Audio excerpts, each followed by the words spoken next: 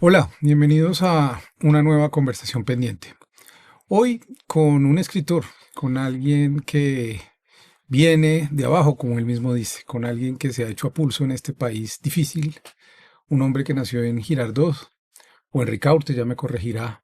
Él que comenzó como una especie de talento y una tormenta para la televisión colombiana y que durante muchos años ocupó ese lugar, trayendo series muy exitosas como Pandillas, Guerra y Paz y como Sin Tetas No Hay Paraíso. Y que después llegó a la vida política para la buena fortuna de un país que necesita cada vez más políticos con esa virtud que nombran algunos filósofos, que es la parresía, es decir, la verdad de manera pública, cueste lo que cueste. Hoy Gustavo Bolívar. Gracias, Gustavo, por estar con nosotros aquí en Conversaciones Pendientes. Muchas gracias, Juan David. Hacía rato estaba pendiente Hacía rato no nos y, veíamos. y realmente soy desde Girardot, no de Ricaurte, Gerardo. sino que en Ricaurte fue donde construí después un hotel, ya lo hablaremos de eso.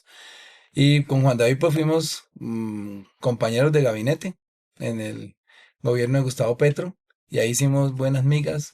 Ya antes habíamos tenido un contacto previo porque Juan David me estaba empezando a editar cuando trabajaba en Planeta un libro que todavía no he publicado, que estoy a punto de publicar. Un muy buen libro del cual de pronto hablamos.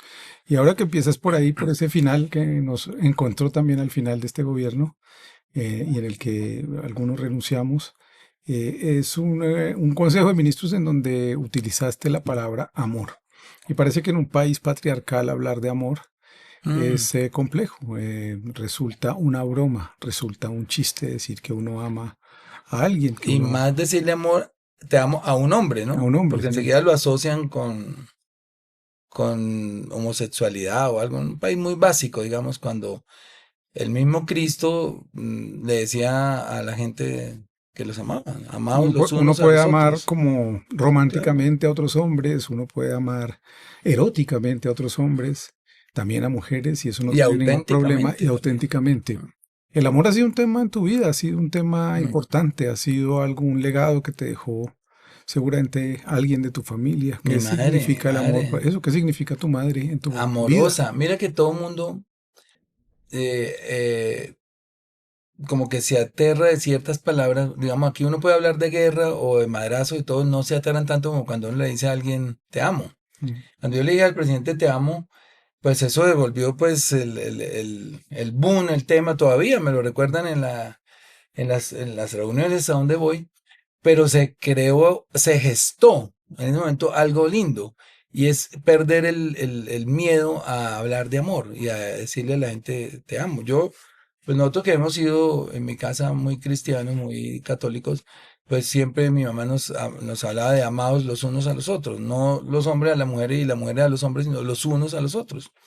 Y yo por este proyecto siento amor, por el presidente, por la gente. Si no tuviera amor inmenso por la gente, no estaría acá. Entonces, ese amor lo aprendí en la casa. Afortunadamente tuve una niñez, a pesar de que fuimos pobres, tuve una niñez bonita. Yo no tengo recuerdos de traumas de mi niñez, de abusos. Desafortunadamente mucha gente los tiene, ni de carencias afectivas. Yo siento que fui muy afortunado y por eso hoy puedo dar lo que recibí, que no es el caso de la mayoría de personas que están inmersas hoy en la violencia. Porque un amigo común, que es Erwin García, nos decía cómo en una investigación demuestran que el 95% de la gente que hoy está en las cárceles purgando condena por algún delito han sufrido carencias afectivas, han sufrido abusos, han sufrido imposiciones, autoritarismo, y ese no fue mi caso. Pero ahí estamos ya empezando a construir algo y es que la gente que nos oye, que entiendan que de la manera como tratemos y cuidemos a los niños, depende también el tipo de ciudadano que vayan a ser en el futuro. Y yo creo que eso tiene que ver con tu decisión de entrar a la política. Si uno no está enamorado del servicio, pues no va a renunciar a una vida como la que tú ya habías labrado, una vida que pasó de la carencia a la holgura, digamos, a Mm. tener las condiciones gracias a tu trabajo, gracias a que, como me dijiste en alguna época, cuando te dieron la oportunidad, no paraste de escribir, te ganaste ese lugar Ujú. haciendo esfuerzos también muy grandes, pero para no hablar de esa época que ya está Pero lo acabas de suficiente. decir algo que no quiero dejar pasar por Mm, alto. Yo, digamos, bueno, como dicen, buscad del cielo que lo demás se os dará por añadidura. Yo busqué a través de la disciplina, lograr, digamos, hacer populares mis libros, pero yo nunca busqué la riqueza, ni me hacía falta. Es más, si los que me conocen hoy, no cargo relojes, cadenas, pulseras, toda mi vida ha sido igual, idéntico. O sea, a mí nunca me hizo falta la riqueza. Por eso la comparto con facilidad y mañana me pueden decir, Bolívar, está en calzoncillos y yo sigo siendo el mismo y no me inmuto ni me va a afectar. He tenido pérdidas grandes y al otro me dicen, pero usted acaba de perder tanto, no, ¿por qué no está tirado en una cama? Le digo, yo nací sin plata y me voy a ir sin plata. El día que me entierren no me puedo llevar nada, yo soy feliz y mi tranquilidad es mi mayor riqueza. Entonces, por ejemplo, hicimos una inversión hace muy poco en Estados Unidos, en finca raíz, muy grande. Y cuando llegó este gobierno, pues la finca raíz, digamos, el realtor que llaman allá, se ha ido a menos y está en mucho riesgo esa inversión, que es harta plata. Y yo, a mí, nunca he trasnochado por eso. Nunca me he quedado un día diciendo, ay, fue pucha, voy a perder eso. Con eso me hubiera comprado 5 Ferraris o 20 fincas. Se gana, se pierde. Y si un día me quedo sin nada, no me inmuta para nada. Entonces, también entender el valor de la ambición. Es una bonita propuesta de conversación. Me Ujú. cambia un poco la idea, pero de eso se trata este Porque espacio. Y es al que, gobierno llega gente ambiciosa. Al exacto, gobierno no, a la política. No y al hablemos poder, del ¿no? gobierno y al poder. También conociste el poder antes de la política, Sí, el poder de los medios, el poder de sí, sí, las... sí. ¿Cómo conociste ese poder? ¿Cómo pudiste ser un hombre que empezó como vendedor ambulante, según has contado, y que a fuerza de escribir pudo empezar a llegar a algunos lugares? Para muchos puede ser un misterio. ¿Cómo logra alguien así Ujú. poder? Fue hasta sencillo. Primero que todo, no perdiendo la fe ni afanándose. Que mucha gente se angustia. Pues pucha, ya tengo 25 años, no he hecho nada. Me proponen un negocio sucio. Voy a meterme, voy a salir adelante. No. Yo hasta los 33 años fui pobre. Si estoy hablando hace poco, hace 20 y pico de años. O sea, muy pobre. Porque yo, O sea, ha sido más tiempo pobre que claro, con dinero en este país, sí. o en Mm, condición de Pues pobreza. entonces yo como arranco, el hoy papá de Luis Guillermo Pérez, el magistrado del CNE, tenía una fábrica de cachuchas en el barrio Centenario, en el sur de Bogotá. Y a mí un primo me llevó a donde él porque el señor con esas cachuchas que hacía para vender en los estadios, en las ferias de los pueblos, pues le daba mercancía a mucha gente para que fueran y vendieran y después venían y le pagaban. O sea, no necesitábamos plata para arrancar.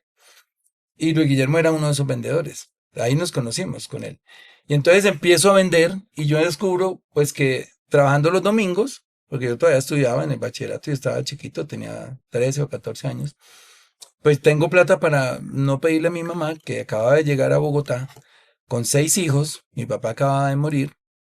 Mi papá murió en el 76, nosotros llegamos a Bogotá en el 78. Pues 6 hijos, mi mamá no tenía ningún dinero. Todos tuvimos que salir a trabajar muy jóvenes. Y yo empecé a trabajar y me empezó a gustar. Me empezó a gustar el trabajo. A los 2 años, yo monté ya mi propia fábrica de viseras, de cachuchas, de sombreros, de cojines del estadio, de todo eso, porque yo ya había visto cómo se hacían. Y a don Guillermo Pérez, al papá de Luis Guillermo, no le molestó que yo le haya montado competencia, antes me ayudó. Entonces vi una persona muy generosa ahí y yo que era vendedor de ellos pasé a ser empresario muy chiquito y entonces ya me empecé a llevar a los compañeros del colegio a vender de mi fábrica. Entonces vendíamos, yo me acuerdo mucho una vez, yo me llamo, yo me considero el 7 veces bendecido por Juan Pablo II. Es una anécdota que no he contado. Porque hacemos unas viseritas que decían bienvenido Juan Pablo II y nos vamos a venderlas porque él iba a ir a 7 ciudades aquí en Colombia. Entonces, primero llegó a Bogotá. Entonces nos fuimos para allá al Salitre a vender la visera y yo me acuerdo que pasó el Papa Móvil y apenas él le iba echando bendiciones por todo lado y yo, bueno, me bendijo el Papa. Al otro día nos fuimos a Chiquinquirá. Volvió a pasar el Papa y otra vez la bendición. Después nos fuimos a Pereira, a toda la ciudad donde estuvo. Nosotros viajábamos de noche con la mercancía y él al otro día nos bendecía. Y finalmente en el año 2000 yo ya había superado pues todo eso. Estoy hablando muchos años después. Cuando ya pude viajar, ya tuve dinero para viajar, me fui a Europa y alcancé a ir a una de esas misas de la Plaza de San Pedro, donde él a mediodía salía a echar la bendición y ya me echó la otra bendición. Entonces yo soy 7 veces bendecido. Pues para los católicos es importante, pero más para mi mamá, porque años después, ya en 2014, exactamente, mi mamá entra a una UCI ya moribunda, el corazón le falla, le van a poner un marcapasos. Y yo le digo a mi mamita, ¿cuál es su última voluntad? Entonces me dice, mijo, ir a visitar a Juan Pablo II a la tumba, que ya había muerto. Entonces yo, bueno, mamita, vamos. Y le digo al médico, ¿se puede llevar? Me dijo, pues si se ha de morir aquí, que se muera ya, que viaje la vieja, me dijo. Llévesele, que viaje. Ella es rezandera, de pronto hasta no se muere por allá.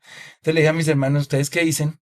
Yo, pues llévesela. La saqué de la clínica al aeropuerto, de una UCI. Y va pero para que sepan lo que es la fe. Va mi mamá, llegamos a la Plaza de San Pedro, alquilamos un Airbnb ahí muy cerca, yo quería que estuviera muy cerca para no caminar tanto. Llegamos y está la tumba de Juan Pablo II ahí en la misma Plaza de San Pedro, ahí la pusieron. Entonces mi mamá hace la cola, llega ahí y se arrodilla a rezarle. Y entonces empieza a rezar con una fe impresionante, porque, y es más, la gente muy respetuosa porque la idea era que la cola la gente pasara, echar la bendición, era un Padre Nuestro y arrancara.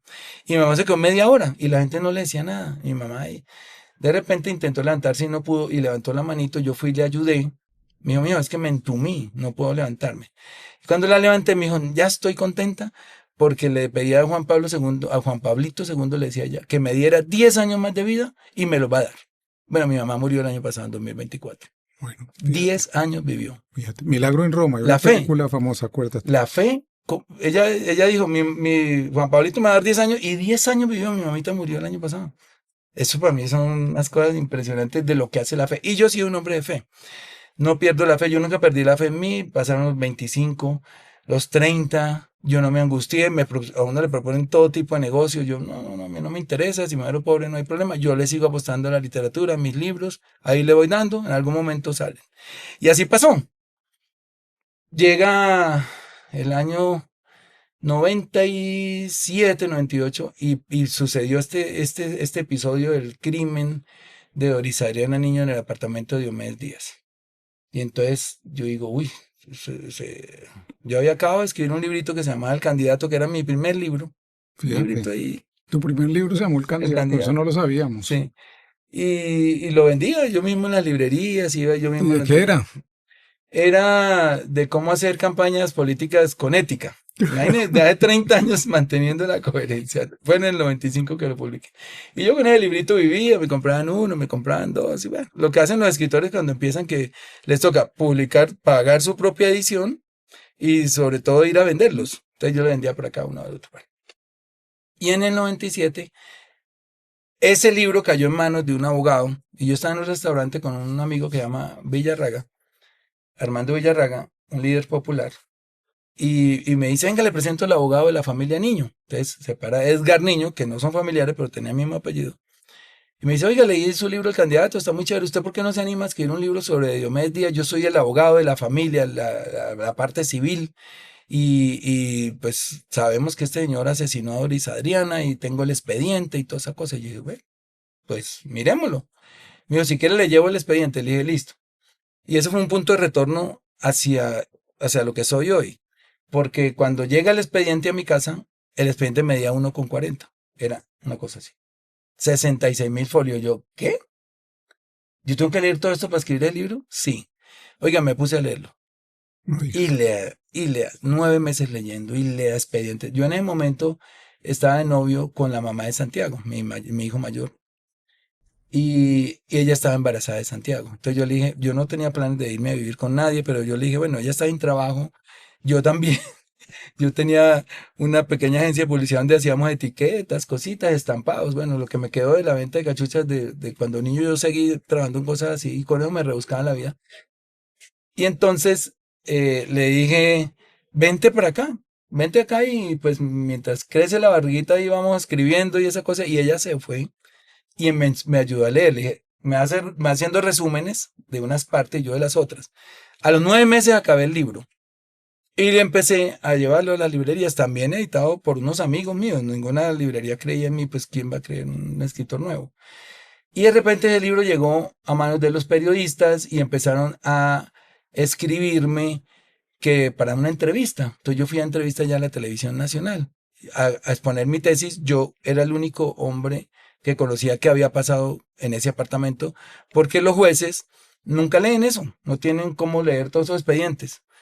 Y entonces empiezo y tiro una tesis. Yo digo, a Doris Adriana Niño la mataron en el apartamento. De esta manera, entonces eso se vuelve un boom y esta cosa. Y entonces alguien me dice, oiga, esa historia hay que llevar a la televisión. Yo no tenía planes de ir a la televisión nunca. No, Ujú. no sabía cómo era un libreto. Y les dije, bueno, pues si a ustedes les parece.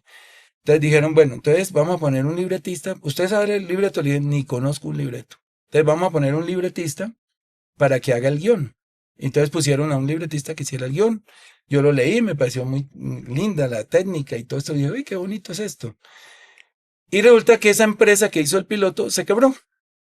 Y se quedó el piloto a medias. Entonces alguien dijo, llevemos esos libretos a las programadoras que a ellos les pueda interesar. Entonces empezamos a llevar los libretos a las programadoras y caímos justamente en una que se llamaba Bernardo Romero Producciones, que después se llamó Telecolombia, que era de don Samuel Duque. Ya nos dijeron, dejen los libretos y vengan después, les damos una noticia, a ver cómo. Pero tienen que traer 3 guiones y eh, porque para nosotros poder considerar un proyecto tenemos que ver mínimo 3 guiones. Y entonces fuimos a decirle al muchacho que había hecho un guión, oiga, hay que hacer otros 2 guiones. Y dijo, no, ustedes no me han pagado el primero, porque voy a hacer otros 2. O sea, no le habían pagado a él. Yo, miércoles. Entonces yo me puse a mirar, le dije, venga, Manuel, que era uno de los socios, yo soy capaz de hacer esto. Porque yo he mirado el guión y yo, pues, yo soy escritor, yo soy capaz de hacer esto. Y me puse a escribir. Y me pego la emocionada del mundo, o sea, encontré algo que me encantaba y me pego la emocionada del mundo y no hice 3, sino 7. De una vez. Dele y dele, yo fue pucha. Y fuimos, los llevamos y esperando ahí la noticia. Un día pasó en unos 2 meses, nosotros, mierda, nosotros todos pelados, sin un peso. ¿Qué hacemos? Recojamos esos libretos y los llevamos a Caracol. Cuando fuimos a recogerlos, una secretaria, que es Clarita Ríos, que todavía está allá, nos dice, no, no, no se los lleven, yo los leí, eso está muy chévere, déjeme, yo le digo a don Samuel a ver si que los lea, porque es que, pues, como llega tanto material, seguro los del departamento creativo no han podido mirarlo. Entonces se metió a la oficina y yo escuché por ahí al señor gritando, digo, ay, pero Clara, no me interrumpe, díganles que vengan la otra semana, tal, yo, miércoles, bueno. La otra semana volvimos, va a ser el tema más corto porque yo soy puro storytelling. Y Y el señor, muy buenas tardes, sigan por favor, siéntense. Yo, qué cambio de actitud tan formidable. ¿Qué se van a tomar? Siéntense, por favor. ¿Quién escribió lo que yo? Oiga, ¿y usted dónde estudió eso? Le dije, no, yo nunca he estudiado para escribir guiones. Son mis primeros guiones. ¿En serio? El señor muy honesto, porque hubiera podido ser Sí, claro. un vividor y dice, no, están más o menos, vamos a hacer un arreglo. Entonces le digo, sí, yo me dijo, quiero decirle que están muy bien escritos y que me interesan y que los quiero comprar. ¿Cuánto valen? A Yesmer, que era el hombre que había vendido ese guión, que no le pagaron, le habían pagado 100.000 pesos. Entonces yo dije, bueno, como yo no soy Yesmer, yo no soy el escritor, si me dan 50.000, estamos hablando del 97, yo no sé cuánto sea eso hoy, un salario mínimo, algo así. Si me dan 50.000 está bien, porque son 7, son 350.000. Mm. Entonces para mí, fue pucha, esa pela es.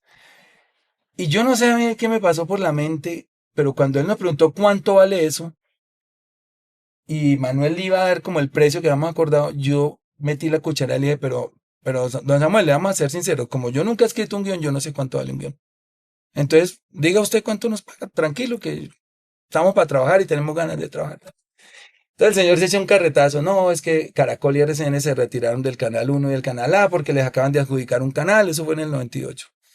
Y entonces ellos retiraron la pauta de los canales, estamos pobres, esto no está dando tanto, pero yo les voy a ser sincero, yo les voy a pagar.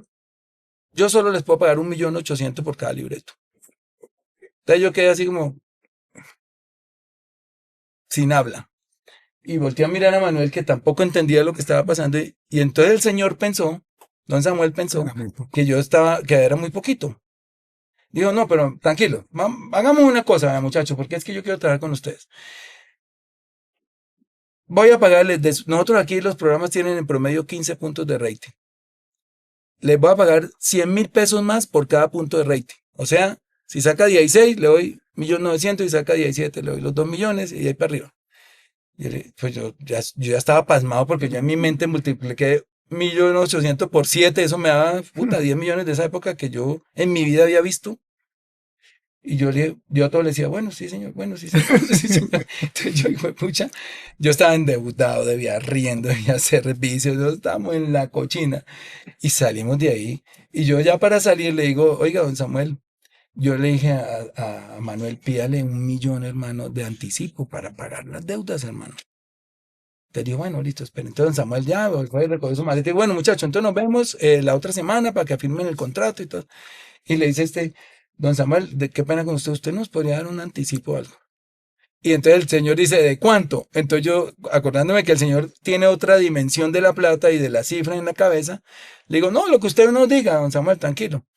Clara, dígale al gerente que le haga un cheque de 10 millones a los muchachos. Yo- porque habíamos acordado 26 capítulos. O sea, digo, pero necesitamos 26 capítulos, que es media temporada. Aquí, como serie semanal, necesitamos 52 o 26. ¿Le salen 26? Yo sí, claro. Entonces, además, 26 eran 50 y pico millones. Entonces, el tipo, yo quería 1 millón y cuando se retira dice, hágale un cheque por 10 millones a los muchachos. Yo, hermano, yo era como si estuviera flotando, como que yo no sabía qué estaba pasando. De 50.000 a un millón y a toda la serie de una vez en un solo envión. Pues, hermano, el anhelo de mi mamá, que es uno de mis planes grandes de campaña hoy, que es la vivienda, el anhelo de mi mamá, que la escuché repetir eso toda la vida. Ay, mío, Dios nos socorriera por una casita. Yo le compré una casa a mi mamá con 2 meses de trabajo. Lo que nos gastábamos 2 vidas, 3 vidas tener una casa, de lo que empecé a ganar de plata.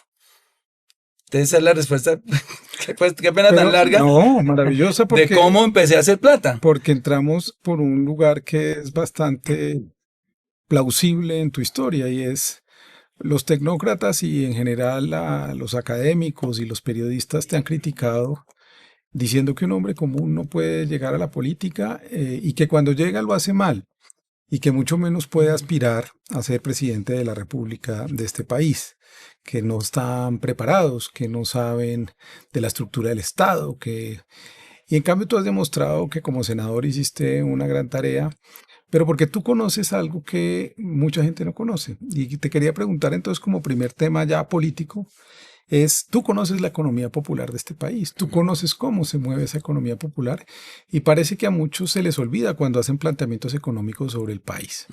Es una economía informal que llaman, que es mucho más grande que la formal, digamos, la fuerza de trabajo laboral es mucho más grande en la informalidad. Y mucha gente informal dice hoy, pero yo ¿por qué me quiero meter a esa economía si salgo perdiendo? ¿Cuál es tu mirada sobre el tema económico y sobre esa economía que es despreciada, está por fuera y mueve en buena parte la energía de este país? Bueno, digamos que lo vivido es 10 o 20 veces en potencia superior a lo estudiado.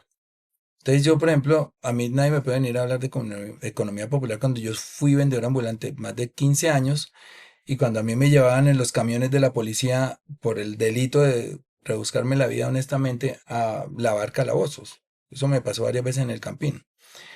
Y yo sé qué significa la economía popular en este país. Por eso, cuando nosotros, el presidente nos dice, hay que transformar las transferencias, lo primero que se nos ocurre es, vamos a potenciar la economía popular, que la gente produzca su propio ingreso. Eso es muy potente en un país que ya aparece como uno de los 3 o 4 con mayor informalidad en el mundo. Es decir, economía popular, vendedores ambulantes, la gente en el rebusque, que eso es prácticamente más de la mitad de la economía de Colombia. Y en número de personas, pues muchísimo más. Entonces, ahí es cuando yo empiezo a entender la economía, ¿cierto? Que hay unos medios de producción, que hay un Estado que regula esos medios de producción, que regula la economía, que la regula mal, porque permite desequilibrios como habernos convertido en el tercer país más desigual de la Tierra. Esos son desequilibrios que ha permitido el Estado. ¿Cómo lo ha permitido? Porque un Estado se sostiene básicamente de los impuestos, de los ingresos. Y la mayor parte de los ingresos de un Estado son los impuestos. Y cuando los dueños del país descubren que para ganar mucho dinero solo basta con darle una plata a cada congresista para que hagan reformas tributarias que los beneficien. Hoy, por ejemplo, Colombia tiene 260 exenciones tributarias. ¿Cómo las han conseguido? Pagando congresistas. Entonces, cuando un Estado permite que, que existan que se desequilibre la economía y el reingreso de esta manera, lo que está consiguiendo es ahondar las brechas de desigualdad. Entonces, cada vez que a un cacao le bajamos un impuesto, ese billón, esos 500.000 millones, esos 2 billones, dejan de entrar a la inversión social. Y esa fue la constante durante todos los gobiernos neoliberales, a partir, pues digamos, si queremos partir del neoliberalismo, cuando lo introdujo aquí César Gaviria, ¿cierto? Entonces, entreguémosle la salud a unos privados, cuando la salud es un derecho y los derechos jamás se tienen por qué comercializar. Entreguémosle la salud. Ni siquiera privatizar la salud, porque cuando yo digo vamos a privatizar la empresa de teléfonos, yo entiendo que viene un tipo con mucha plata y le mete la compra en 2.000 millones de dólares y le invierte otros 1.000 para ganar. Perfecto, porque para eso es el capitalismo, me parece muy bien. Pero la salud ni siquiera ellos invirtieron un peso. Era repartamos entre nuestros amigos, armemos empresas con testaferros y quedémonos con ese negocio que es hoy el 25% del presupuesto. Entonces se hacen a todas esas empresas sin un peso, o sea, nunca hubo privatización de la salud, simplemente que el Estado enriqueció a unas personas. Captación de rentas. Exacto, para que a través de las EPS, que eran el intermediario financiero entre el Estado y los hospitales y las clínicas, se enriquecieran no solamente como intermediarios financieros, que también habrían podido hacerlo, sino robándose la plata durante 30 años. Entonces, ahí eso es un desequilibrio que ahonda la brecha de desigualdad. Quitarle las horas extras a los trabajadores, quitarle los dominicales, eso es otro desequilibrio que permitió el Estado y ahondó más la brecha de desigualdad, porque cada vez que usted a un empresario que está ganando plata, le dicen, tranquilo que la noche termina a las 10 de la noche, el día termina a las 10 de la noche, pues él está amasando más plata y el trabajador sigue siendo más pobre. Y eso es lo que está haciendo el presidente Petro y es lo fabuloso que está haciendo, volviendo a hacer, a equilibrar la economía. Cuando yo hablo de equilibrar la economía es que la redistribución sea justa, que los impuestos sean progresivos, no regresivos, como por ejemplo subir el IVA, que lo hizo el presidente Santos, porque cuando tú subes el IVA, le estás diciendo al pobre, cuando compres una nevera que cuesta 3 millones de pesos, vas a pagar el 19%. Y al rico, que tiene billones de pesos, esa misma nevera tiene que pagar el mismo 19%. O sea, no estamos haciendo un impuesto progresivo. Y entonces el IVA es un impuesto regresivo. Y con esos impuestos regresivos, porque cada vez que ellos le entregaban exenciones tributarias a los más ricos, tenían que equilibrar las finanzas para que no se quebrara el Estado. Entonces, ¿qué era? Subamos el IVA. Pongamos el 4 por 1.000. Hagamos cosas que son regresivas para poder, todo lo que le regalábamos a ellos, ponerlo, subírselo al pobre. Entonces, el pobre más pobre y el rico más rico. Tú que has tenido oportunidad de trabajar con ese poder, porque trabajaste en canales, porque te has sentado con ese poder a hablar, a conversar, ¿tú crees que hay una voluntad de real, genuina, de que iniciemos un diálogo para que haya una redistribución, para que ellos entiendan que tienen que colaborar más, poner más impuestos, habida cuenta de que pues tienen más allá de las condiciones, posibilidades y de sobra para poder aportar a este país? Sí, yo creo que los grupos económicos ya han entendido que les va mejor si la gente es menos pobre. Pero eso se lo ha hecho entender Petro. Eso antes no lo entendían. Ellos están en una carrera por saber cuál es más rico de Colombia, cuál aparece en mejor posición en la revista Forbes, y etcétera. Pero Petro les ha mostrado un camino que ellos no habían explorado. Y es que si le ponen más plata al trabajador en el bolsillo, ellos ganan más. Antes pensaban, pero en las conversaciones del salario mínimo mandaban allá unos tigres a decir, no, que el 5, no, el 4, el 7. Entonces las centrales obreras dicen el 10, y ellos dicen 4, y el otro 5, no, porque son 20.000 más y tal cosa. Resulta que Petro empieza a subir el salario mínimo por encima de la inflación 3 veces, 4 o 5 puntos. O sea, ha habido una ganancia de casi 12 puntos de salario mínimo real, porque en los 3 años pasados la inflación subió 25 y el salario mínimo 37.5. Esos 12.5, que es el aumento del salario mínimo real, hizo que los trabajadores tuvieran más poder adquisitivo. ¿Y cuál fue el resultado? Hoy tenemos el empleo más bajo en 25 años. Cuando ellos decían, si nos suben los El salarios, desempleo. el desempleo más bajo en 25 años. Si suben tanto el salario, nos toca tirar gente a la calle porque ¿cómo los vamos a pagar? Al contrario, Petro es genio para eso. Le puso más plata a los trabajadores, eso disparó el consumo. Cuando hay más consumo, pues tiene que haber más producción, porque el que está vendiendo pues tiene que producir más. Y si hay más producción, necesita más mano de obra. Entonces pasó todo lo contrario y ese camino se los mostró a Petro y a los empresarios. Y por eso es que hoy se ha disparado el consumo, hay más mano de obra, más requerimiento de mano de obra y los trabajadores también tienen mayor poder adquisitivo. ¿Y por qué sigue, digamos, prevaleciendo el discurso desde ciertos lugares de poder como la ANDI de que nada de eso es tan cierto, de que todo eso es relativo? Por eso te pregunté si tú crees que es posible iniciar un diálogo distinto. Es fácil, dato mata relato. Entonces yo siempre cargo mis datos. Porque yo digo, dato mata relato es, miremos las cifras. Y ahí miramos si es verdad o es mentira. Entonces miramos. Cifras de junio de 2025, o sea, segundo, primer semestre. Sector financiero tuvo ganancia por 56.7 billones a junio. O sea que va a llegar a 100 billones en un año. Utilidades. El éxito mayor de utilidades en 10 años. Ganó 240.000 millones. Grupo Argos creció 161%, 1.5 billones de utilidades. Utilidades del Grupo Aval se dispararon 142,2% en primer semestre. Utilidad del Grupo Nutresa aumentó 94,8% primer semestre, vendieron 10.5 billones. Avianca, utilidades por primera vez en 10 años, que hablé con el presidente en Cartagena, y me dijo, desde que asumimos el control de la empresa no habíamos dado utilidades. Y ha aumentado 38% el flujo de pasajeros en Colombia. Exportaciones agropecuarias 36,6%. Aumentaron el más alto desde 1995. Fede Desarrollo dice que el índice de confianza industrial creció 6,7%. La bolsa de valores Colcap, la bolsa de valores de Colombia, la más rentable del planeta, 34% en 6 meses. Y ahí sigo leyendo todo lo que quiera. Sector automotor está llegando a 1 millón de motos, a 250.000 autos, que eran las cifras que tenían hace 10 años. El turismo ha subido casi el doble. Hermano.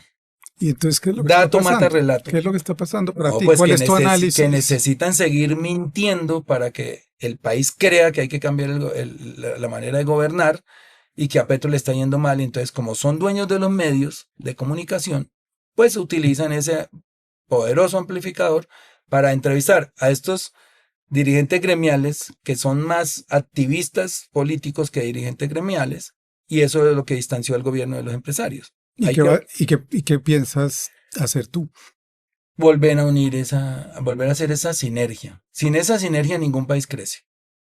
¿Qué les pido yo a los empresarios? No pongan activistas ni opositores a dirigir los gremios. Pongan gente seria, sensata, que no quiere decir que no tenga voz y que tenga que hacer un reclamo de vez en cuando si lo tiene que hacer, pero póngame gente sensata y hablemos. ¿Cómo le ayudo a los empresarios y cómo los empresarios nos ayudan a crecer a nosotros? Porque si el empresario está sano, si está recibiendo utilidad, esto a mí me alegra, esto que le acabo de leer, yo soy muy feliz con esto.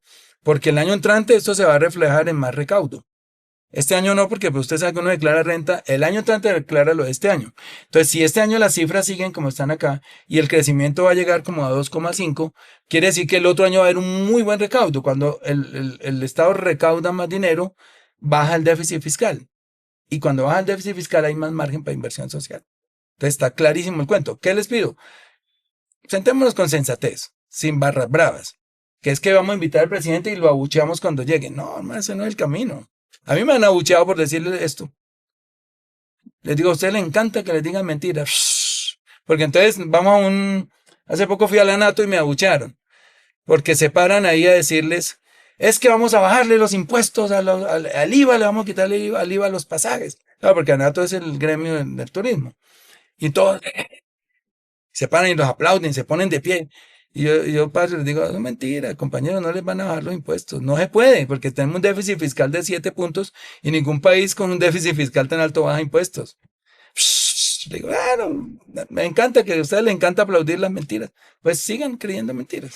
Sobre economía, dos ideas más. La primera, ¿cómo entonces organizar la economía popular de este país? Ha habido una gran frustración por parte del presidente, eso me consta en los consejos de ministros, de que no se logra dar el crédito, de que no se logra llevar a cabo una verdadera política social, ya no de subsidios, sino, como tú lo has planteado muchas veces, de microcrédito, de que crezcan esas pequeñas emprendimientos como el que tú tuviste de cachuchas, de que la gente popular pueda tener acceso a una manera distinta de ganarse la vida y no esté sometida a la terrible y ominosa empresa del gota a gota que termina asesinando gente en los barrios populares del país. Terrible. Pero bueno, el camino ya está trazado, la ruta ya está encontrada, hay que operativizarla. ¿La ruta cuál es? El cooperativismo, la economía solidaria. Que la gente se organice y se una en torno a proyectos comunes. 15 pescadores necesitan una lancha con motor y unos aparatos. Tome el préstamo. Nosotros dejamos, antes de mi salida, dejamos ya 4.400 cooperativas identificadas, estudiadas y listas para el préstamo. ¿Qué hicimos para que les presten? Suscribir un acuerdo con el Fondo Nacional de Garantías de 50.000 millones de pesos que ya los pagamos en diciembre. Fondo Nacional, tome 50.000. ¿Para qué? Para que no les pidan fiadores. El Fondo Nacional de Garantías le otorga una garantía del 90% a los bancos con esos 50.000 millones. Que quiere decir que si alguna persona no paga, ellos le responden al banco con el 90%. O sea que los bancos pueden entrar confiados a prestarle a gente que nunca le han prestado, porque al pobre nunca le van a prestar. Le presta el gota a gota porque sabe que si no le pagan le pega un tiro o un cachazo, primera advertencia, etc. Entonces nosotros, ¿qué hicimos? Con el Fondo Nacional de Garantías y con el Banco Agrario hicimos convenios para que el Banco Agrario les preste con este 90% de garantía. Eso quedó listo. No sé qué ha pasado. Salida ya hace 3, 4 meses, pero eso quedó listo. Los dos contratos suscritos y pagos. Se les pagó la plata. Y las 4.400 cooperativas seleccionadas de todo el país. Ese es el camino. Pero necesitamos en los 4 años venideros, que es uno de los compromisos que quiero adquirir dentro de mi programa de gobierno, 60.000 cooperativas. Más o menos 1.200.000 personas, cooperativas de 20 personas que tengan el crédito y que empiecen a producir. Una de esas cooperativas o muchas de esas cooperativas y sobre todo asociaciones de padres de familia les va a entregar un primer contrato de 9 billones de pesos, que es el PAE, Plan de Alimentación Escolar, que ha enriquecido a muchos contratistas en este país que en la mayoría son testaferros de los políticos porque el PAE es un botín gigante. Cobrando tamales a 100.000 pesos. Exacto. Sobrevalorando la comida, a veces poniendo pírricas raciones, a veces comida podrida, bueno, todos los denuncias que ya conocen. Entonces, esa es una primera, porque entiendo la economía popular, tú lo has dicho, yo digo, si nosotros le entregamos esos 9 billones a 50.000 asociaciones de padres de familia que hay en Colombia, de igual número de colegios y escuelas, ahí ya estamos empoderando la economía familiar y la economía popular, porque el papá y la mamá se van a poner a prepararle los alimentos a su propio hijo y estoy casi completamente seguro que ninguna mamá le va a dar una tajada de huevo al niño, como lo hacen a veces que lo ponen, le da el huevo completo, no le va a poner frutas podridas, no le va a dar carne de caballo y le va a poner raciones respetables, porque ya no tiene que pagar sobornos. En la cadena de la adjudicación de un contrato, un contratista intervienen 4 o 5 sobornos por el camino. Entonces, el que hace el lobby con el ministro, el que presta la firma para no sé quién, el otro que el que gira y el otro que el que paga, aquí no, aquí se elimina la cadena de sobornos, se le entrega directamente la plata a las asociaciones, que tenemos que prepararlas durante 6 meses en el tema específico de la cocina, prestarles para las cocinas, y que ellos paguen las cocinas con un préstamo. La alimentación es un gran motor de la... Eso. Y estamos buscando con el equipo económico que me acompaña otras cosas para que el Estado pueda contratar con la economía popular. Entonces, estamos buscando la salida y se está encontrando. Eso del país es maravilloso. Un tema y el tercer tema económico que creo que no es más complejo, pero tampoco menos. Es el tema de las economías ilícitas. Es plausible y real que Colombia navega en una economía ilícita, buena parte de ella.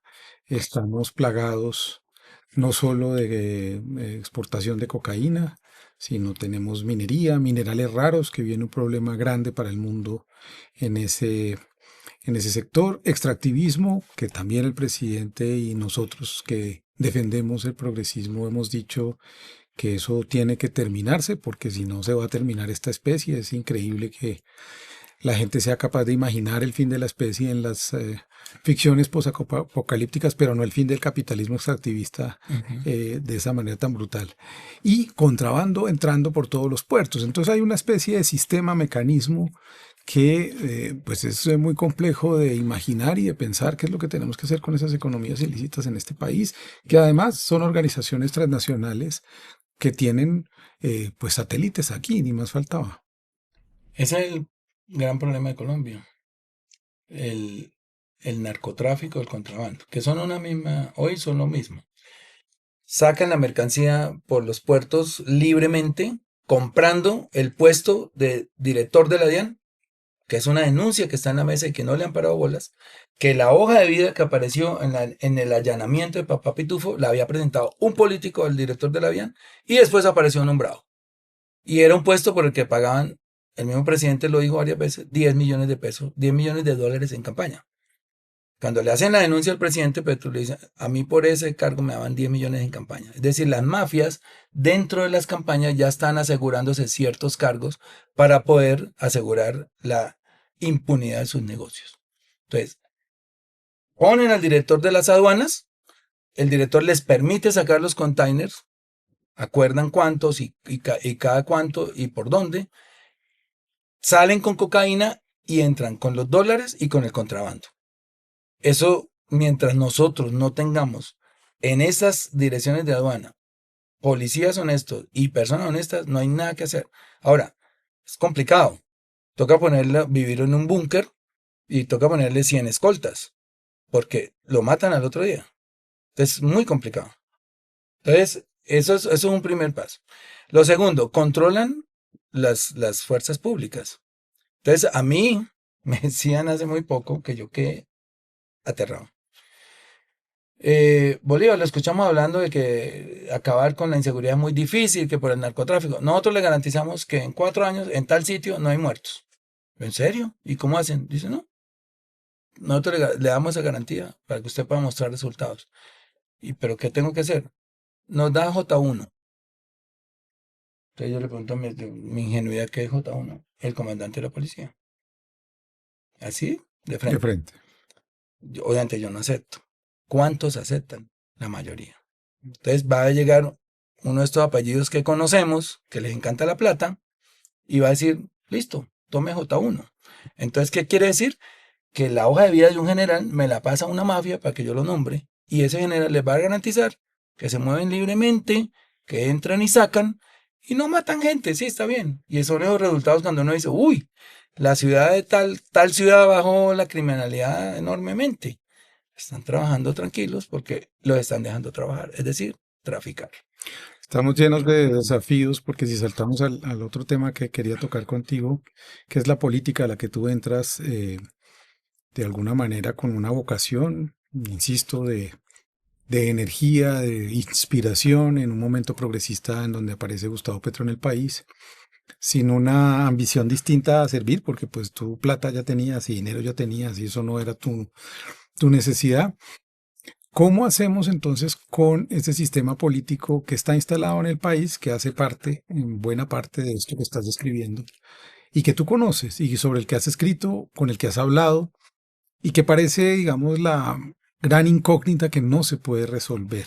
Porque cuando tú tienes ideas así, te va a tocar ir a negociar con un Congreso o con unos representantes y unos senadores, muchos de ellos empleados de estos clanes criminales y del narcotráfico en Colombia.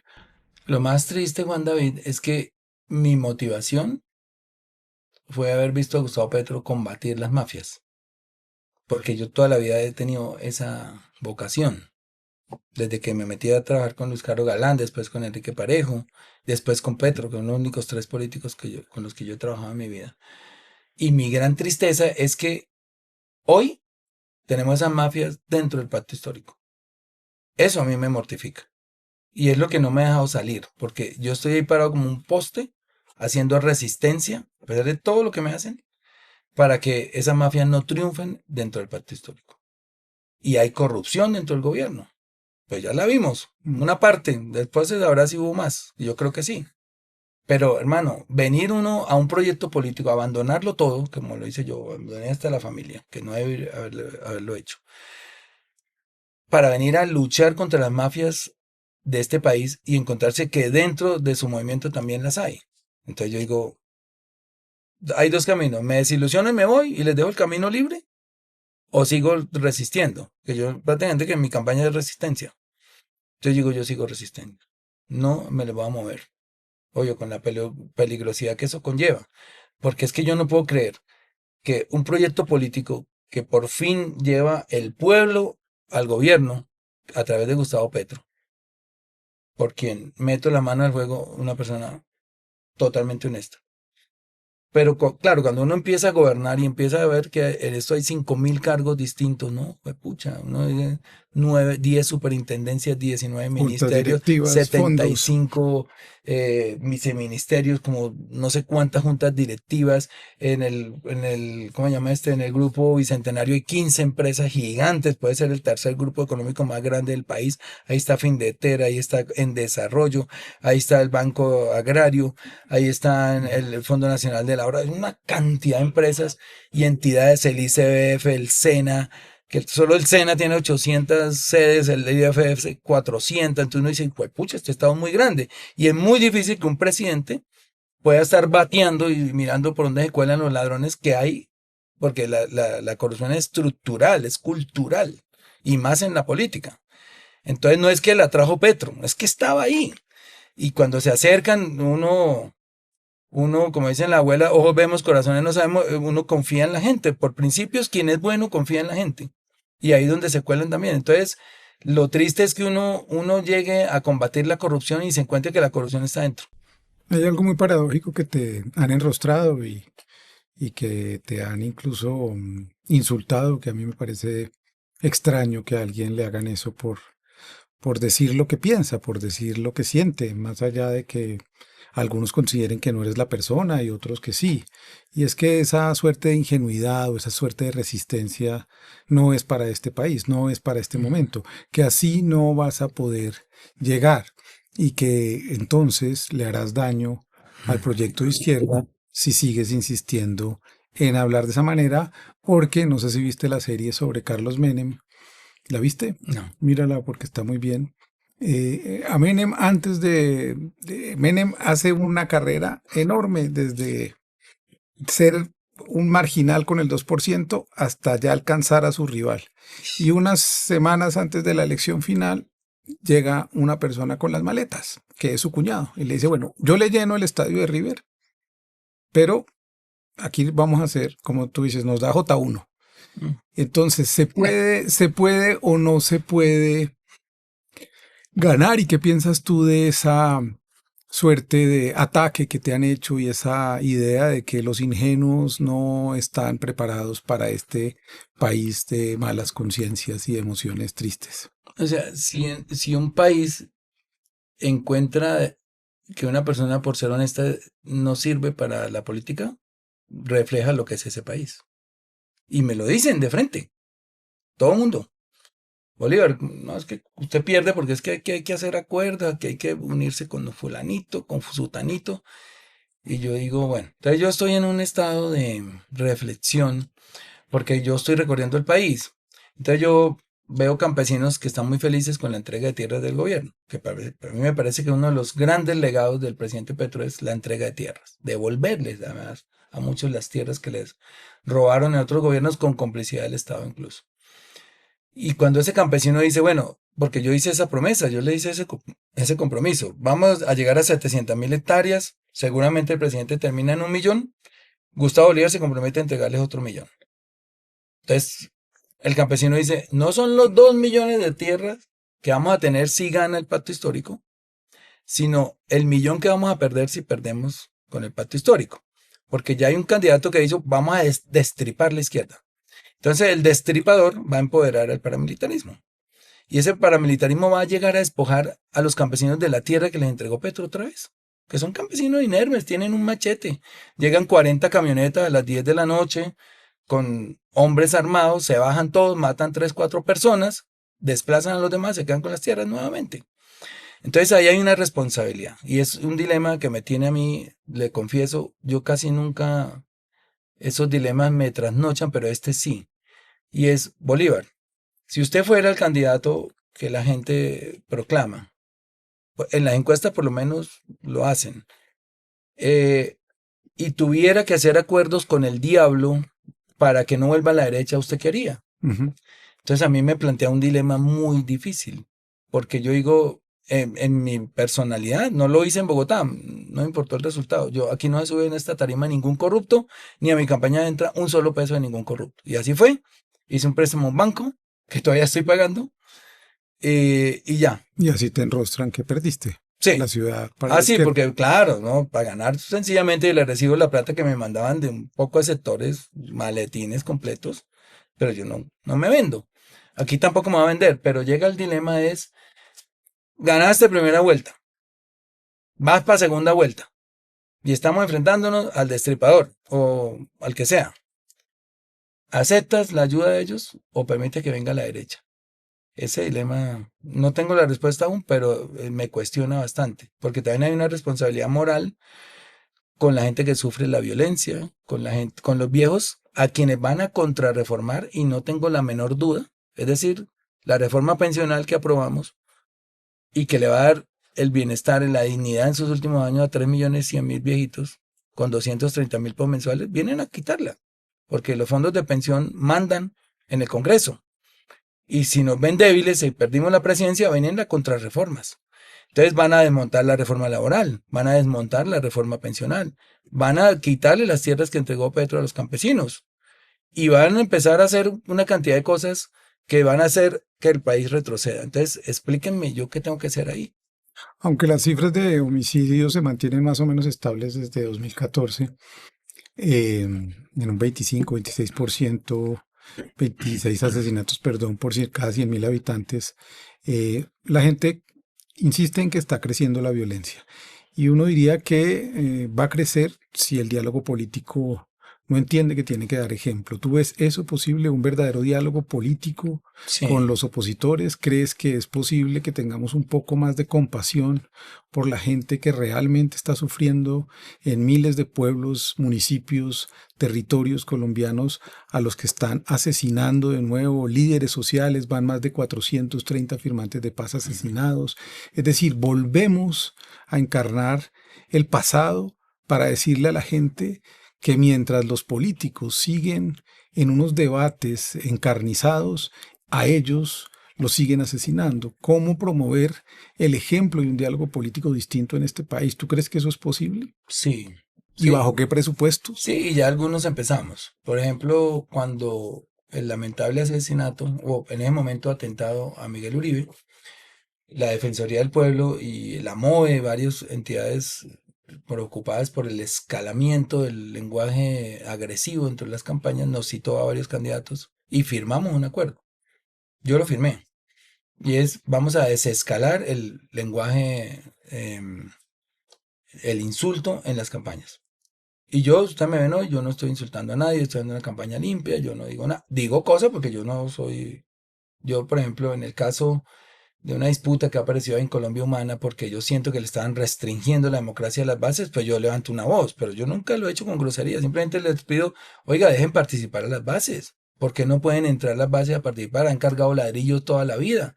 Es hora que les demos la oportunidad de que se hagan contar o que salgan elegidos. Y yo sentí que ahí estaban haciendo cosas para restringir esa democracia, que no haya democracia interna o para cambiar artículos de de los estatutos para beneficiar a unos directivos. Y yo dije, esto está mal. Y yo ahí he reclamado. No he tenido una sola grosería con eso, pero quiero decirte es, bajarle, desescalar el lenguaje no es quedarse callado. Y que por el lado pasen las injusticias y uno se quede callado, no. Hay formas de decirlo, ¿cierto? Ahora que digo el destripador, no es un término mío, es Es de de él, él. sí, sí. O sea, yo no pondría un término en la boca de un candidato que no lo haya dicho. Él dijo, vamos a destripar a la izquierda. Entonces yo simplemente reproduzco una palabra que él dijo para alertar a la gente de las consecuencias que tendría no elegir nuevamente el pacto histórico en 2026. Mucha gente tiene una pregunta y una percepción que no sé si tú puedes corroborar y es en el Congreso, en la vida pública, en las redes, uno ve insultos, uno ve este tipo de ataques brutales, esta suerte de pelea sanguinaria de unos contra otros, pero después dicen muchos, hay una suerte de amistad y de convivencia y de convivialidad en espacios privados entre los políticos. Eso es verdad, hay un buen trato en otros espacios, se saludan, pueden hablar, o estamos realmente enfrentándonos a eso que llaman la polarización, con lo cual yo no estoy muy de acuerdo como término. Pero, ¿qué opinas de esa idea de que se ve algo y se vive algo muy distinto? Digamos, a personas como a mí nos queda muy difícil ser hipócritas. Yo por ejemplo, perdí la elección del segundo vicepresidente del Senado por eso. Cuando se presentó la elección, nunca había ganado el voto en blanco en una elección porque además no está contemplada en la ley quinta. Se la inventaron ahí haciendo una analogía con el voto en blanco en las elecciones para corporaciones públicas, que si no tenía, que si el voto en blanco tenía la mitad de los votos, se repetía la elección. Eso no existe en la ley quinta, pero ahí se lo inventaron. Y fue porque a mí me tocaba, por protocolo, ir a pedirle el voto a la gente. Decían, y a mí me decían los asesores, no, aquí se acostumbra que como usted es el candidato y hay un acuerdo que usted va a hacer, pues tienes que pasar por los puestos y pedirle el voto a la gente. Y yo le dije, no, marica, pues casi a todos esos tipos yo les he boleado toda la vida, los he denunciado, yo cómo voy ahora a decirles, oiga, venga, venga, voten por mí. Si yo no me mentía, yo dije, no, mira, pues si hay un acuerdo, ellos lo tendrán que respetar. No lo hice y me descabezaron. Prácticamente una jugada de Angélica Lozano y de Name y de Sandra Ortiz hicieron que en vez de solidarizarse conmigo, que yo estaba dando la pelea por las minorías y que ese era un antecedente nefasto porque lo podían aplicar subsecuentemente en todas las corporaciones públicas, y es decir, si a la mayoría no les gusta una minoría, le votamos en blanco para que pongan otro, que eso era un antecedente nefasto, que menos mal el Consejo de Estado años después me dio la razón, que no se podía aplicar eso. Entonces ellos en vez de solidarizarse dijeron, bueno, como ellos no quieren postular a nadie, nos tocaba a nosotros, ¿no? Para que la gente entienda de qué estoy hablando, cuando llega un nuevo congreso, el 20 de julio, se dice quién va a ser el presidente en el primer año, le toca al Partido Conservador, al segundo el Liberal, al tercero el Pacto Histórico, estoy poniendo ejemplo, y al cuarto el Verde, por decir algo. En esa segunda, como nosotros éramos la minoría en ese momento, nos tocaba primero al Verde, y lo hizo Angélica Lozano. Segundo, le tocaba al Polo, creo que fue a Alexander López.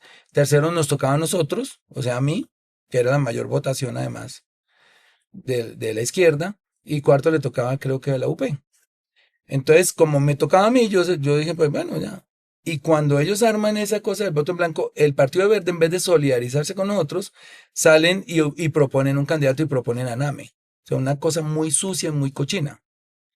Pero bueno, la vida no se queda con nada, hoy Name está preso.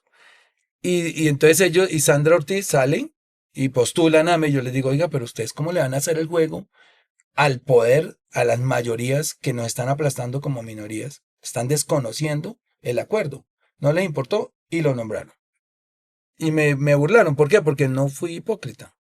Entonces yo no, dentro de, qué pena me alargué en esta respuesta, No, no, no. dentro de esa camaradería que hay entre los políticos, por ejemplo, cuando hay un debate citado por algún medio y ahí nos reunimos todos los precandidatos con los que yo no comulgo en nada, para nada, a nosotros nos toca saludarnos. Yo los saludo y cordialmente, pero me cuesta, hermano, me cuesta enormemente. Porque yo digo, la política no puede ser así, Dios mío. Esta tipa acaba de decirme en las redes que yo soy un no sé qué y yo acabo de decirle que ella es una no sé cuántos y aquí nos toca, hola, ¿cómo estás?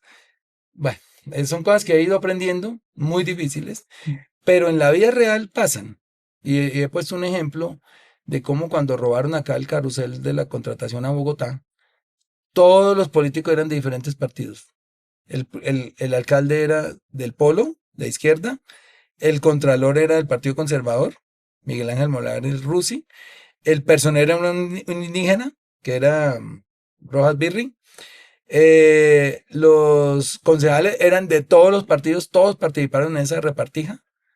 El que presentó a los Nule con Samuel Moreno era un congresista olano y el mismo hermano que era del Partido Liberal.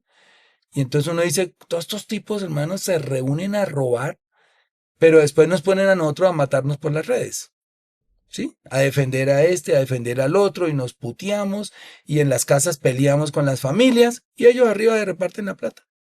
Entonces, ¿de qué ideología estamos hablando acá? Dos preguntas finales. Uno diría, escuchando todo este diagnóstico que muchos compartimos, y es que aquí si no hay un cambio cultural y educativo de fondo, Correcto. no hay posibilidades y seguramente no nos corresponderá verlo a nosotros porque serán niños y niñas de este país que si reciben una educación y una cultura, además una interculturalidad profunda que tiene Correcto. este país de reconocimiento a esos otros que no han sido reconocidos, los pueblos afro, palenqueros, raizales, los indígenas, los campesinos. Esta misma mañana oía en una emisora de radio decir, yo sabía que los indígenas no se iban a ir del Parque Nacional, ellos nunca respetan los acuerdos.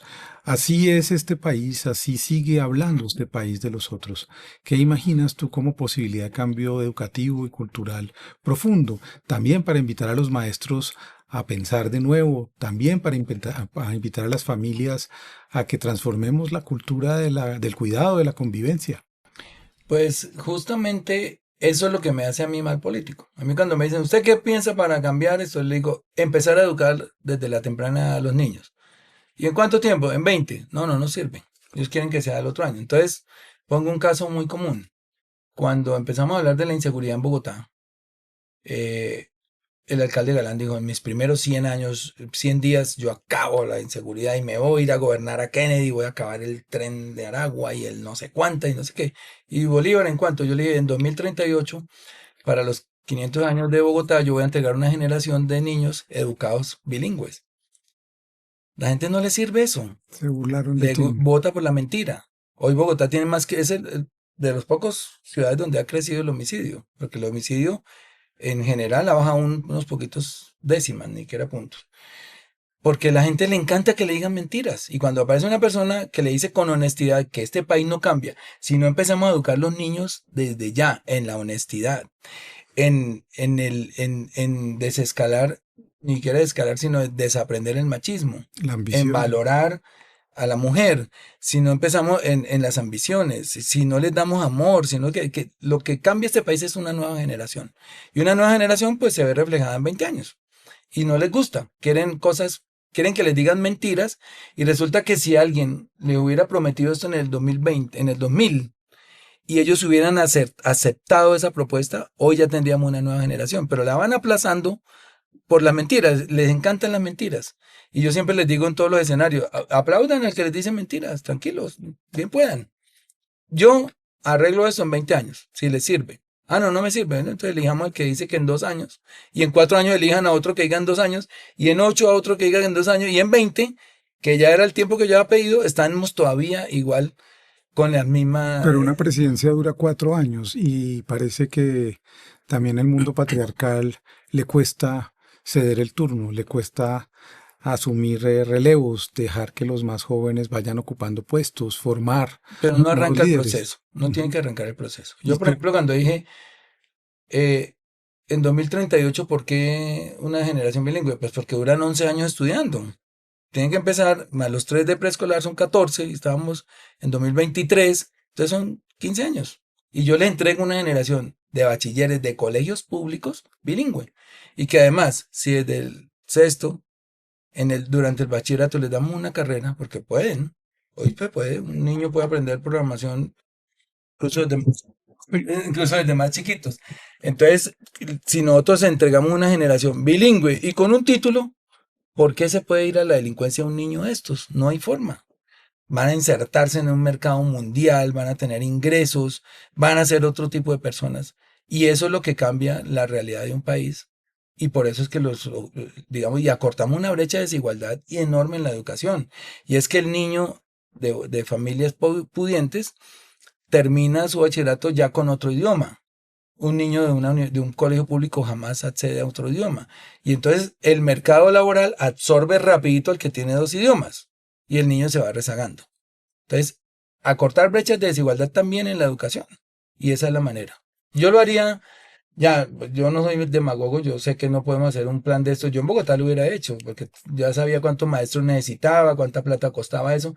Pero a nivel nacional, yo no puedo aspirar a que haya maestros bilingües en toda Colombia. Muy difícil encontrarlos. Pero sí empezaría un piloto, por lo menos en 4 o 5 ciudades grandes, y sobre todo que estén viviendo hoy del turismo, como Cartagena, como Medellín, mismo Bogotá, para que ese piloto nos eduque las personas en inglés, que después sean tantas que ahí sí podamos impartir educación bilingüe a toda la nación. Eso no es un proceso muy grande en Colombia. Bueno, y ojalá nos eduque también en el cuidado, en el afecto, en poner en el centro el cuidado como un tema importante en este país. Tenemos un sistema nacional de cuidado. La última pregunta, ¿comenzaste tu vida niño o joven viendo la cancha desde una tribuna vendiendo mercancías? Ahora estás jugando en la cancha.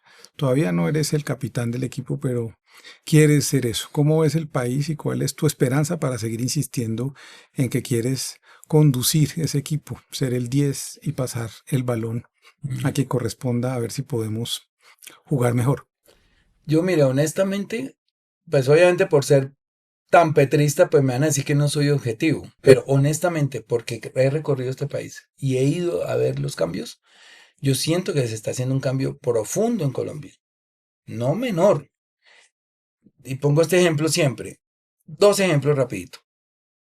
Represa del Prado, mansión de un amigo, ahí al lado de la represa, que me invita. Y el señor en una reunión con su empresa, un sábado, diciendo, regálame una horita, hermano, que es que estamos escogiendo 12 personas con discapacidad, porque esa nueva ley laboral nos obliga a tener 2 empleados con discapacidad por cada 100. Entonces estoy aquí escogiéndolas. Y yo por dentro decía, qué hermoso esto. No, qué putería. O sea, marica, 60.000 personas con discapacidad van a entrar al mercado laboral.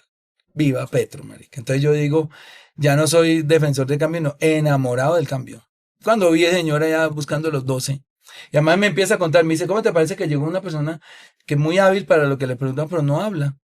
Y me dijo, ¿y por qué? Dice, porque cuando estaba chiquito lo callaban en la casa y le dio miedo a hablar y creció sin poder hablar. Entonces, mire esas cosas. Y está entrando a una empresa. Si eso no es un cambio, Juan David, ¿qué es esa vaina, hermano? Entonces, yo, pucha, yo por dentro decía, qué putería, marica, o sea, feliz. Y otra, entonces, el tema de los viejitos, un señor que por allá, yo estaba en Prosperidad, cuando le llegan los 230.000, porque antes de la ley de la reforma pensional, el presidente autorizó pagarle a los mayores de 80 años los 230.000. Y se para el señor en Santander, donde Petro pierde por nocaut, pues 70-30, 80-20, más arriba en el norte Santander 17 contra 83. Y se para el tipo con su poncho y dice, pues yo les voy a decir la verdad. A mí la derecha no me ha dado nunca nada, yo siempre he votado por ella. A mí el único que me ha dado algo es el guerrillero. Dijo el tipo así, porque ellos le han vendido que Petro es un guerrillero. A mí el único que me ha dado algo es el guerrillero. Entonces uno dice, empieza a entender por qué Paloma Valencia demanda la reforma pensional. ¿Por qué no quiere que le llegue a 3.100.000 viejitos el pan a la mesa? Y es un cálculo electoral y político. Mezquino, además. Y es decir, no, si le llega esa plata a esos viejitos y nos voltean. O sea, no le importa si el viejito come o no come, sino que se les volteen. Entonces, yo digo, aquí hay un cambio muy berraco, hermano. Y esto que estamos viviendo es lo de las tierras. Yo acabo de venir, el fin de semana fui a la finca El Toro, que la entregó el presidente, 471 hectáreas, 38 familias. Y viera cómo corrían esos niños de un lado para otro, las familias cultivando, cocinando para todos. Acaban de recoger una cosecha de maíz, estaban ya a punto de recoger una de plátano, una de yuca. Gente que nunca tuvo tierra, en una felicidad inmensa. Yo digo, valió la pena. Ya, si hoy me sacan de la política, porque para muchos dentro del pacto histórico yo soy una persona que divide, por decir la verdad. Si hoy me sacan de la política, yo muy feliz, porque sé que contribuí, no sé si así o así o así, en qué medida hacer un cambio en este país. Y me voy muy feliz.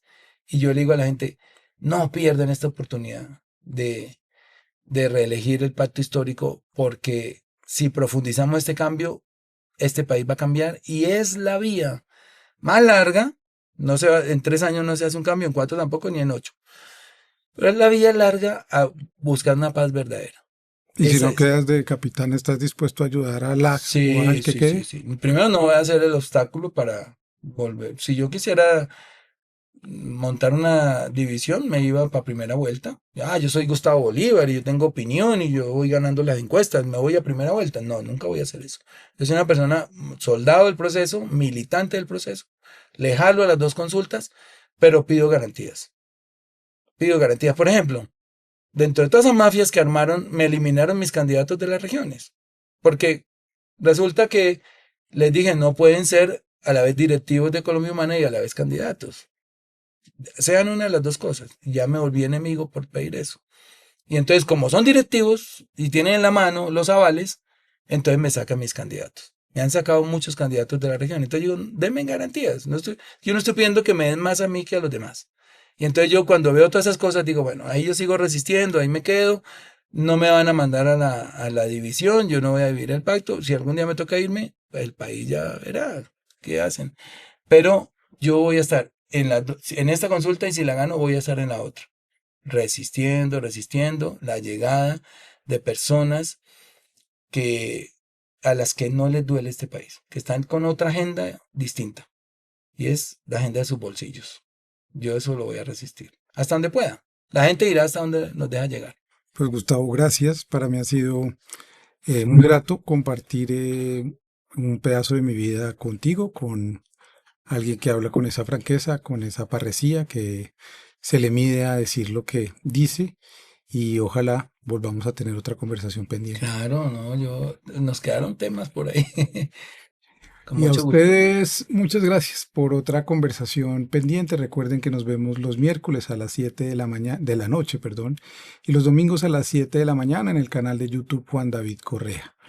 No queremos tener la razón, pero sí llenarnos de razones para un cambio profundo en este país. Nos vemos en la próxima.